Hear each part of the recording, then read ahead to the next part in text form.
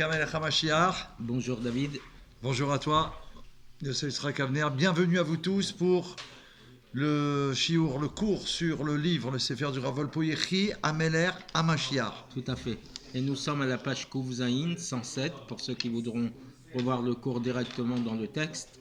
D'accord. Et le titre, c'est dans les signes, dans les critères de Becheskat Mashiach, présumé Mashiach, et souligner l'unification des deux Mashiach.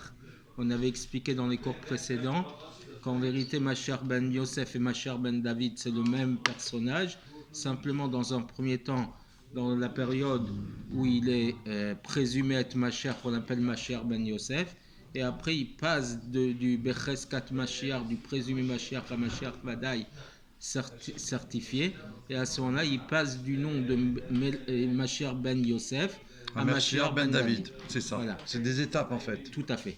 Et là il va nous expliquer que même dans le langage de Maïmonide, de Rambam, donc quant aux critères de Mashiach, le fameux texte que l'on étudie aussi dans le livre de Yechia Meler, donc le fameux texte où il est dit Ve'im ya'amod melech mibad David, s'il va se lever un roi de la maison de David, Oge Batora, il souligne le Oge Batora qui étudie, qui se fatigue dans l'étude, qui se consacre à l'étude de la Torah, le Oseg be mitzvot que David Aviv, et il se préoccupe, il s'occupe des mitzvot comme David, son ancêtre, virgule, Veyakov kol Israël, et il va inciter tout Israël par la force.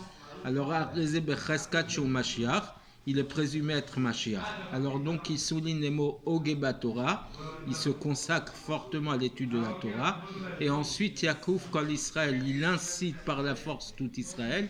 Ces deux critères-là sont des critères de Becheskat, de Mashiach ben Yosef et Mashiach ben David. Et on va voir aussi ce que ça veut dire forcer. Évidemment. Et il faut dire que donc par ces deux mots, est allusionné l'unification de Mashiach ben David avec Mashiach ben Yosef. Pourquoi ? Car voici que le Melech mibad David, le roi de la descendance de David, c'est-à-dire celui qui va hériter du niveau de royauté de David Aviv, de David son père, c'est le fameux critère de Ogeba Torah ve'osek bamitzvot, qui donc se consacre avec force à l'étude de la Torah et il se préoccupe des mitzvot. Ça, c'est le sujet principal du Nassi, du prince tel qu'il est en terre d'Israël. Donc Mashiach ben David. D'accord. Puisque sur ce principe du Nassi dans la terre d'Israël, il est dit Umechokek mi ben raglav, il est législateur, il légifère la loi de la Torah de par ses pieds, de par ses fonctions.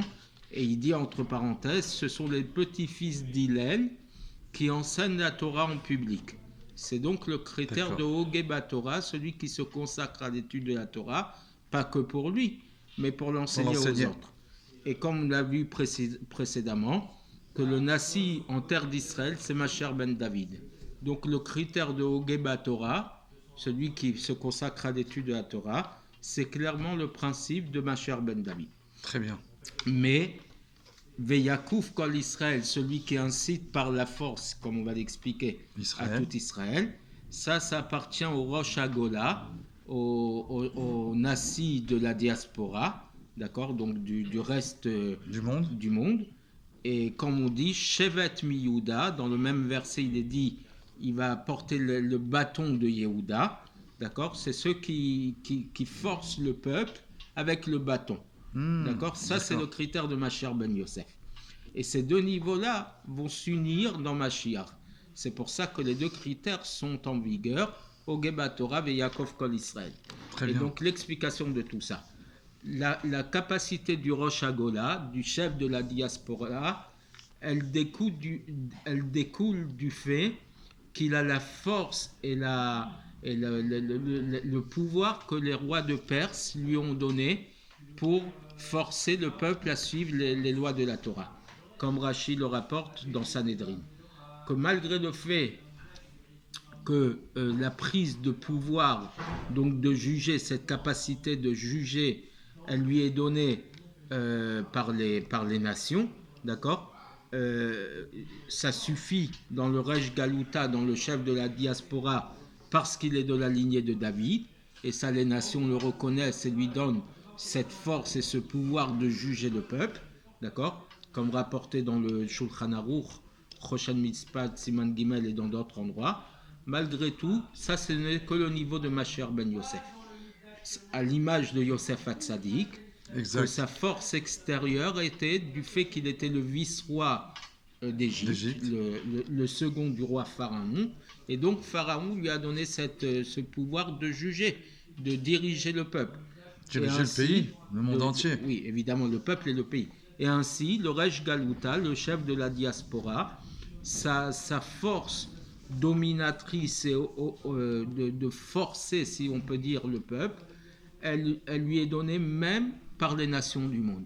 Les nations du monde lui donnent cette force de juger le monde et de juger le peuple d'Israël. Incroyable. Mais au moment de la révélation de Mashiach, le siman, le critère de Becheskat Mashiach, le présumé Mashiach, c'est que lorsque son influence sur le peuple, elle sera de telle manière que Veyakov, de forcer, non pas comme le Rej Galuta, comme le chef de la diaspora qui aurait eu besoin du bâton et de l'appui des nations, mais du fait que le peuple d'Israël sera complètement soumis à lui, en étant Melech Mibet David, parce qu'il est le roi de la maison de David, et qui est installé sur le trône d'Hachem. Et donc le peuple accepte sa royauté avec de leur plein gré et de leur propre volonté. Libre arbitre. Voilà. Exactement. Comme on le voit chez le rabbi. Exactement. Toute personne qui se rend chez le rabbi, qui s'est rendue chez le rabbi, juif ou non juif, voit combien le rabbi est un homme d'une autre dimension. Et donc, n'importe qui, voir le rabbi lui donne ce désir de faire la volonté du rabbi. Et non pas parce que le rabbi le force. C'est tellement par la douceur et tellement par l'amour.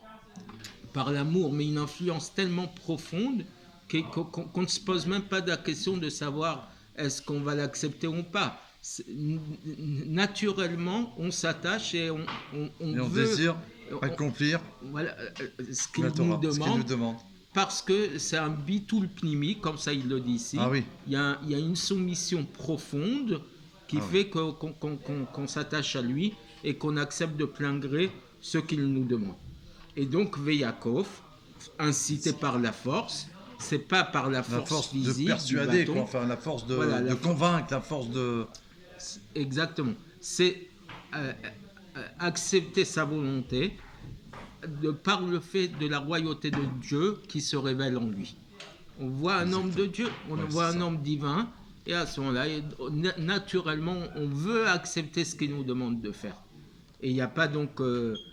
il y a un mot qui est souvent dit, kfiyadatit, une incitation religieuse, une incitation par la force de la religion. C'est pas du tout ça. C'est de l'amour. C'est tellement de l'amour qu'on ne peut pas faire autrement que ce qu'il nous demande. D'accord ? Il n'y a aucune incitation par la force. Dans le Lekutar Mamarim de Rabbi Tzadok HaKohen de Lublin, page 120, il est dit que la royauté de David, c'est que le peuple, il aime David et il a couronné de sa propre volonté. D'accord ? Mais la royauté de Yosef sur ses frères, c'était de par la force de la royauté et pas de leur plein gré. Donc, dans un premier temps, c'est Machar ben Yosef. Là, c'est véritablement par la force. Un exemple de Yosef Hatzadik, comment ça s'est dévoilé. Qu'il a été obligé de les forcer de par son statut. Mais Melech Mibet David, c'est par l'amour. Et ainsi, toute la royauté de Beth Yosef, elle s'est faite par la force de la royauté, alors que Machar ben David, que sa royauté et sa gouvernance, c'est du fait que le peuple l'accepte comme un roi et pas par obligation, mais par acceptation. C'est ça, par acceptation.